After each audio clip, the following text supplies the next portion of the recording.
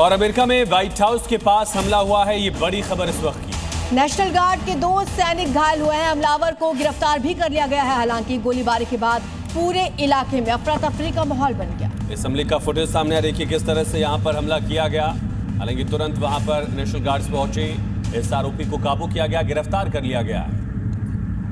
आपको बता दें कि इस हमले के बाद ट्रंप का भी बयान सामने आया। उन्होंने कहा कि इसकी बड़ी कीमत चुकानी पड़ेगी। लेकिन तस्वीरें आप देखिए किस तरीके से अब सुरक्षा और कड़ी इस इलाके में कर दी गई है। व्हाइट हाउस के पास इस हमले के बाद से ये 2 तस्वीरें आप देखिए, वॉशिंगटन डीसी में व्हाइट हाउस के पास गोलीबारी हुई और उसके बाद सुरक्षा बढ़ा दी गई। आरोपी गिरफ्त में। एक बार फिर से गोलियों की गूंज से दहला है अमेरिका। लेकिन इस बार आपको बता दें व्हाइट हाउस के ठीक पास से गोलीबारी हुई। तस्वीरें आप देखिए, वॉशिंगटन डीसी में गोलीबारी हुई है। हमले के बाद इस इलाके की सुरक्षा को और कड़ा कर दिया गया है। हमलावर को गिरफ्तार कर लिया गया है।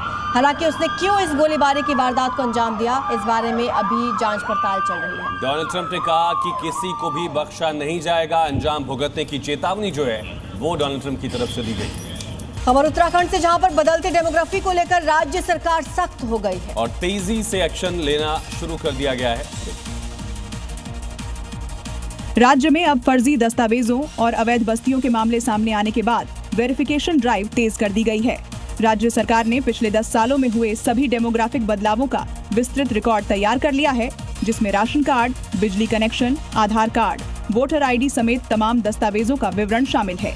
हमने कहा है कि पिछले सालों में जो भी डेमोग्राफी में चेंज हुआ है, पिछले 10 सालों का पूरा रिकॉर्ड, पूरी जो प्रमाण पत्र इत्यादि बनाए गए उस पर सघन जांच प्रारंभ हो गई है।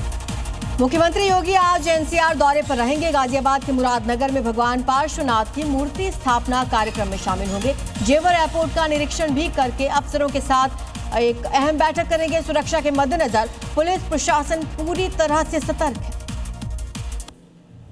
रायसेन में 6 साल की बच्ची से दुष्कर्म के आरोपी सलमान की गिरफ्तारी न होने पर सकल हिंदू समाज का शांतिपूर्ण प्रदर्शन अचानक हिंसक हो गया। युवकों ने पुलिस पर पथराव किया, जिसके बाद पुलिस ने भी लाठीचार्ज कर आंसू गैस के गोले छोड़े। आरोपी 5 दिन बाद भी फरार है। मध्य प्रदेश की सीधी में सुरक्षा को लेकर चिंता जताते हुए कई बीजेपी पार्षद हेलमेट पहनकर नगरपालिका बैठक में पहुंचे। पार्षदों ने कहा कि हाल ही के दिनों में परिषद में लगातार विवाद की स्थिति है, जिससे जनप्रतिनिधियों की सुरक्षा खतरे में पड़ रही है।